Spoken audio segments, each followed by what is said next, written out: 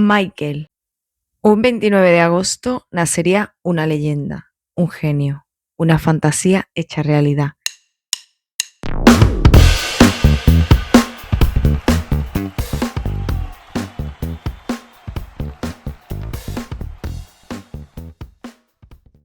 El rey inigualable, pero sobre todas estas cosas nació un niño con una sensibilidad única, capaz de tocar con su música esas partes del alma que todos tenemos en el interior y que el mundo nos hace olvidar. Michael era, es y será el artista más completo que ha conocido este mundo. Él era especial en todos los sentidos de la palabra. Michael cambiaría la historia cultural de la música.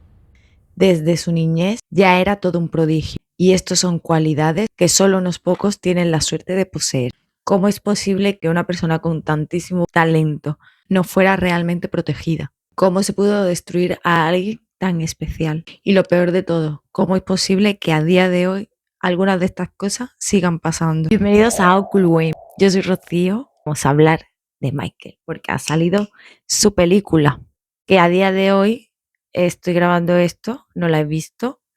Espero verla pronto y espero que no sea una decepción, por Dios. La vida de Michael es una de las más documentadas de la historia, por no decir la más. Michael Jackson nació el 29 de agosto en Gary, Indiana, una ciudad industrial dominada por fábricas. Era el octavo de 10 hijos de la familia Jackson y pasaban por grandes dificultades económicas. Vivían todos juntos en un espacio reducido. Michael dormía con varios de sus hermanos, mientras sus hermanas compartían otra habitación. Esto es un detalle importante para entender cosas que después pasaron.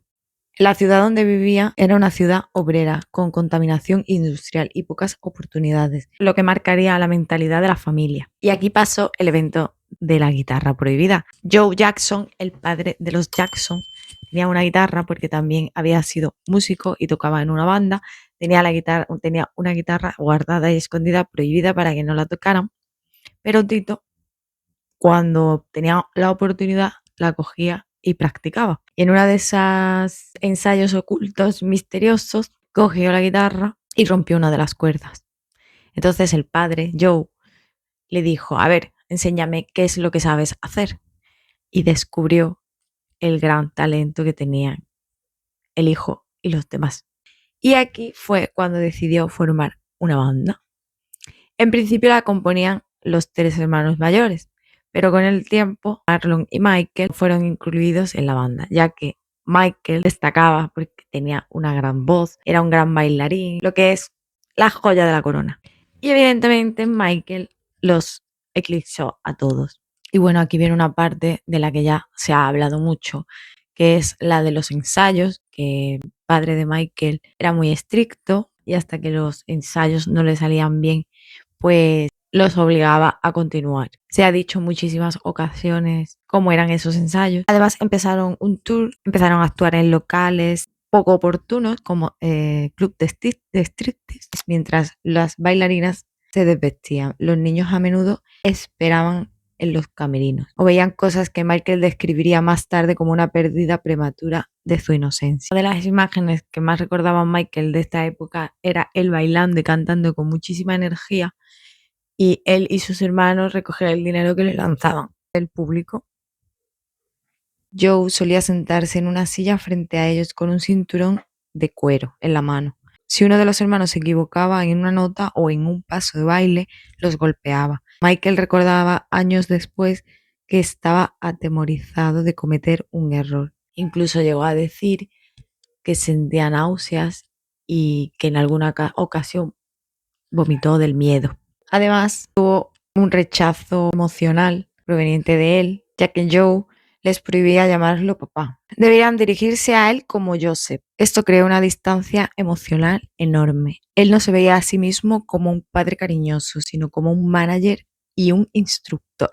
Michael muchas veces contaba que solía mirar por la ventana de su pequeña casa mientras ensayaba, viendo a los demás niños jugar y sintiéndose como un prisionero. Su padre siempre justificó su comportamiento diciendo que su disciplina fue lo que los mantuvo alejados de la pandilla y las drogas. Esto fue lo que finalmente los hizo millonarios. Sin embargo, como ya sabemos, Michael llevó estas cicatrices durante años.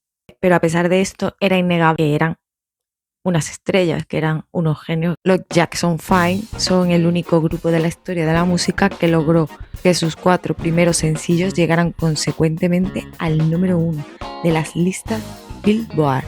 Esto se convirtió en un fenómeno global instantáneamente, superando incluso récords de The Beatles, la Jackson manía. Al igual que ocurrió con los Beatles, el grupo generó una histeria colectiva. Eran las primeras superestrellas adolescentes afroamericanas que cruzaban todas las barreras raciales. Tuvieron su propia serie de dibujos animados, portadas en todas las revistas juveniles, iconos de modas. Michael siguió con el grupo, además como solista, hasta los 24 años.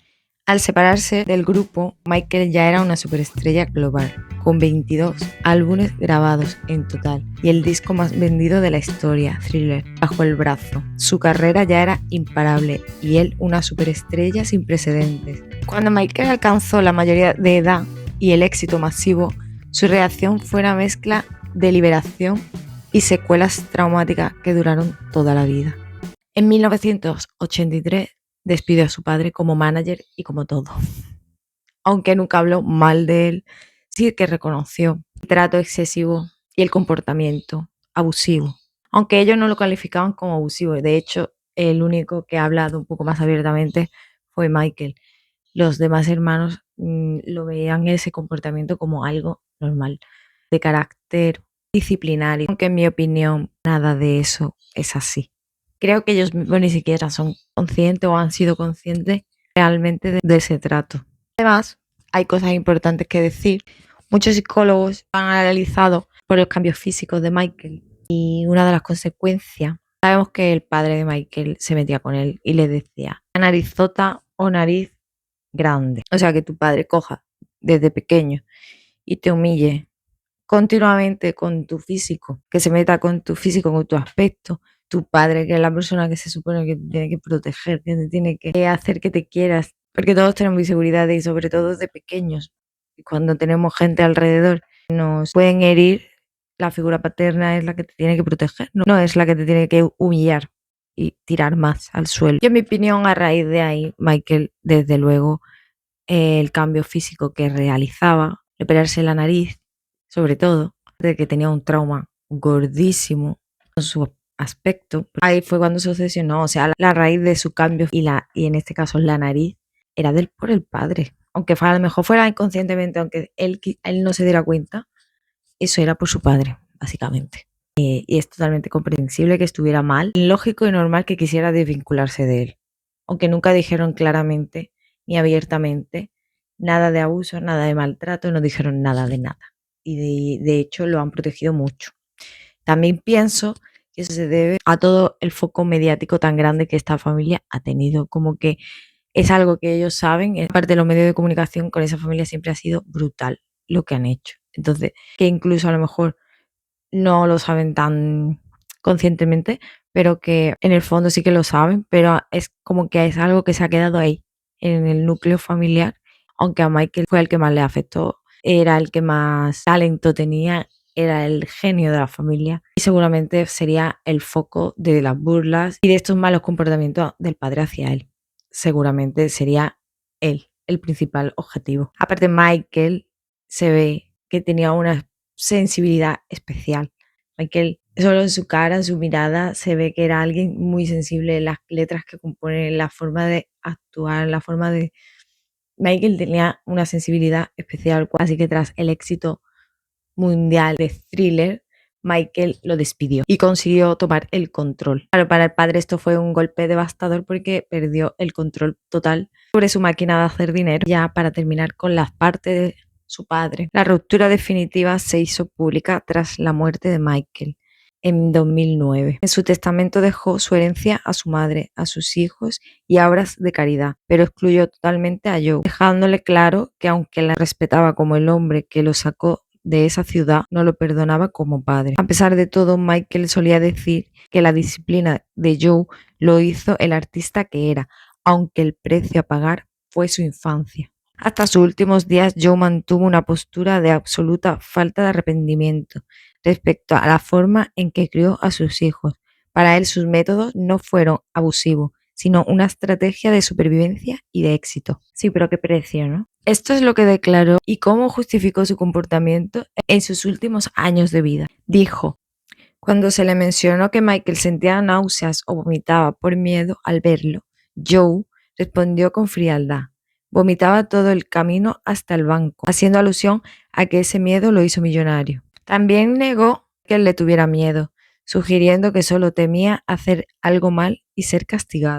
Básicamente se defendió diciendo que las familias en aquella época afroamericanas, entonces eso era normal. Tras la muerte de Michael, Joe dio una rueda de prensa donde dijo estar muy orgulloso de su hijo y de su legado, aunque aprovechó para promocionar su propio sello discográfico, lo que esto generó muchísimas críticas por su falta de sensibilidad.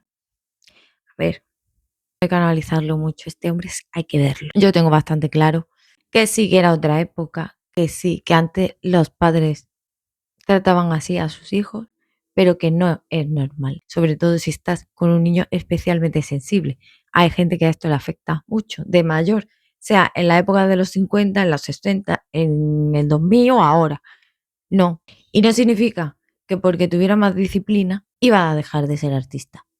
El accidente de Michael con Pepsi ocurrió el 27 de enero. Este accidente marcaría un antes y un después en la vida de Michael. Mientras él estaba interpretando la canción de Billie Jean en el escenario, hubo un fallo técnico que provocó que las chispas se activaran antes de tiempo, por lo que le prendió fuego el cabello. Michael sufrió quemaduras de segundo y de tercer grado en el cuero cabelludo y en la cara. Este evento es considerado el origen de su dependencia con los analgésicos, debido a sus fuertes dolores y las múltiples cirugías reconstructivas que requirió. Michael recibió una compensación de 1.5 millones de dólares por parte de Pepsi, pero Michael donó el dinero íntegramente al centro médico de Brockman. Posteriormente nombró su centro de quemados en su honor. Su obsesión con Peter Pan y la creación de Neverland. Su película preferida era Peter Pan. De hecho, él habló en muchísimas ocasiones diciendo que él era Peter Pan. Michael Jackson siempre dijo que lo más valioso que teníamos era la imaginación y la inocencia, y que le gustaría que eso nunca se perdiera y nunca perderla. Por eso le encantaba el país de nunca jamás. Adquirió la propiedad que luego rebautizó como Neverland, inspirándose en la isla fantástica del libro. Este lugar se convirtió en su refugio, un espacio diseñado para el entretenimiento infantil, con parque de atracciones, cine y zoológico, reflejando su intento de vivir en una fantasía continua. En muchas ocasiones se ha dicho que Michael sufría síndrome de Peter Pan, que se define como la dificultad de un adulto para asumir responsabilidades y madurar. Se sugiere que esta obsesión se debe a un enorme vacío por no haber tenido una infancia normal debido a su fama temprana. Pero que básicamente Michael creó la realidad que a él le hubiera gustado y que a todos nos encantaría, como muchos a día de hoy, cuando ya somos adultos, creamos, tenemos o compramos cosas que de pequeños no tuvimos y en realidad seguimos siendo niños atrapados en cuerpos adultos. Michael lo llevó al extremo porque era multimillonario, multifamoso y porque pudo.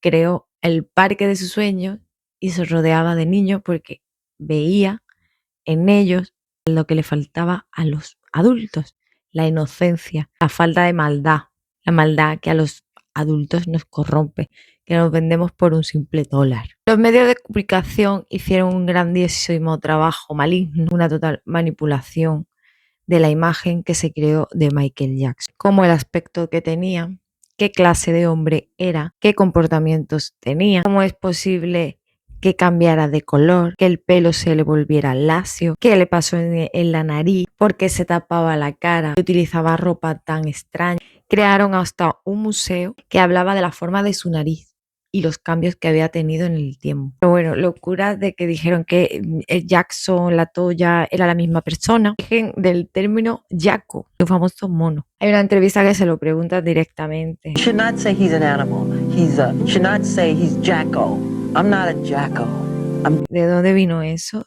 De algún tabloide inglés. Y él dijo: tengo corazón, tengo sentimientos, no es agradable para mí cuando me haces eso, no lo hagas, no soy un loco. Y entonces la presentadora le dice, pero eres algo excéntrico, por decirlo suavemente. La forma en que te vistes, la forma en que te ves, invita a la atención. Pregunta, ¿no crees que eso llama a los paparazzis? Y le dice, no, no, no. Tal vez me gusta vivir así, tal vez no quiero paparazzis, pero si vienen, sé amable, escribe lo correcto. He estado viviendo este tipo de vida toda mi vida. Los tabloides, que no es la prensa, sino la prensa sensacionalista, los paparazzis, ese tipo de prensa. ¿He estado corriendo por la vida? Sí, escondiéndome, escapando. Así que dije, espera, detente, esta persona merece su privacidad. No tienes permitido ir allí. Tanto tiempo de bullying, aparte de todo lo que ya sabemos de su infancia, todas estas cosas hicieron que Michael odiara su apariencia. En uno de los videoclips de You Rock My World, llega a oscurecer su piel y cambiar su nariz. Cuando Michael oyó esto, se encerró en el cuarto de baño y lo rompió todo. Frank Casio fue el que entró y lo encontró cortándose el pelo. Jo, ¿te lo puedes creer? Piensan que soy feo. Quieren moldear mi nariz. ¿Qué les pasa conmigo? Yo no les digo cómo deberían estar ellos. Creen que soy un monstruo. Soy un monstruo, soy un monstruo. Así que la prensa ayudó y colaboró en que él mismo pensara que algo dentro de él y fuera de él estaba mal. Era una especie de monstruo, que era feo. Empezaron a hablar de su cambio de color de piel. Sabemos que Michael tenía vitíligo, pero en aquella época, ya se sabe, los medios de comunicación lo avasallaron diciendo barbaridades de él. Hay millones de entrevistas de él diciendo que era afroamericano, que él no negaba, ni renunciaba, ni rechazaba lo que era. También dijeron que era gay. Recuerde algo, solo porque está impreso no significa que sea la Biblia. La gente escribe cosas negativas porque cree que eso es lo que vende. Una buena noticia para ellos no vende. Los medios de comunicación se obsesionaron con Michael, pero con Michael de una manera que no fue profesional. Se obsesionaron con él de forma abusiva. Michael sacó canciones con letras dirigidas a estos eventos, claramente. Aún así, Michael seguía arrasando las ventas, reventando todos los top, ganando todos los premios, ¿no? Y siguiendo adelante con su carrera. Y entonces ocurrió lo peor. En 1993, Jordan Chandler, padre de Jordan, acusó a Jackson de abuso. Fue algo muy confuso, porque Michael Jackson conoció a los Jordan, se hizo amigo de la familia y ahí el marido estaba medio bien, pero no bien del todo. Se llegó a insinuar que Michael tenía algo con la madre de Jordan. El padre de Jordan vio ahí un negocio y demandó a Michael. En principio la madre y el hijo estaban en contra totalmente, pero al final se unieron todos y acabaron en contra de Michael. La cuestión aquí es que hay dos juicios en Estados Unidos, el civil y el penal. El civil es el económico y el penal es el que te condena a prisión. Cada uno va por libre. Michael quería ir por lo penal, pero la familia de Jordan quería ir por lo civil, porque evidentemente pues querían money. Esto afectó muchísimo a la reputación de Michael, afectó muchísimo a su gira, a sus ventas, a su imagen. El juicio por lo penal era después del civil, entonces esto tenía que concluir de una manera rápida, aunque él lo intentó que antes pasara el juicio, el penal que el civil. La cosa es que al final se concluyó con un acuerdo civil entre la familia y Michael. Michael tuvo que pagar una cantidad descomunal a esa familia, pero curiosamente no siguieron con el procedimiento penal. Es algo raro y cuestionable cuando se supone que es algo tan grave que ha pasado a tu familia o a tus hijos. Se supone que tú quieres que pague más que económicamente, pues en este caso no. Y como veréis, en los demás tampoco. El padre de Jordan dijo, este hombre va a ser humillado más allá de lo que puedas creer. No creerás lo que le va a pasar. Que sus peores pesadillas. No venderá ni un disco más. Si sigo adelante con esto, ganaré a lo grande, conseguiré todo lo que quiera. Serán destruidos para siempre. En vez de tener una preocupación por su hijo, fue el ego destrozado de este hombre. Durante esta conversación grabada, todo lo que puedo pensar es que solo tengo un objetivo y el objetivo es llamar su atención. Así que todo empezó por este hombre. Este hombre fue el que puso en marcha la rueda y todos los demás se subieron al carro. Ya digo todos los demás que todos, incluso empleados de Michael Jackson. Llegó un punto que todos hablaban de él. Michael estaba solo. Le echaba la culpa a Michael de que rompiera su familia. Se emitieron órdenes para realizar registros en las propiedades de Michael y no se encontró absolutamente nada. Más tarde, la familia Jordan despidió a su abogado, que es otro señor muy polémico. Los dejó de representar después de que Michael presentara cargos de extorsión contra él. Entonces contrataron a otra abogada, pero 2 días después fue despedida y reemplazada por un abogado civil, Larry Feldman, ya que esta abogada quería presentar cargos penales, pero la familia no, la familia quería. Al final esta familia de los Jordan acabaron interpusiéndose demandas con los años y acabaron entre ellos pidiéndose dinero, reproches y fatal. El padre quiso volver a demandar a Michael para unos gastos que le debía a la madre por la manutención, claro. Entonces dijo, ¿de dónde sacó el dinero? Ah, mira. Porque en ese momento Michael estaba en el punto de mira. Porque Michael, pues mira, era objeto fácil, ¿no? Era extravagante, tenía sus problemas psicológicos, tenía sus cosas. Y era el objeto perfecto para estos sinvergüenzas. Caso 2003-2005 de Gavin, el documental Living with Michael Jackson. Y Jackson fue juzgado en 2005 y fue declarado no culpable de todos los cargos. Resulta curioso que en este juicio, Wade Robson declaró a favor de Michael de que nada de esto era verdad.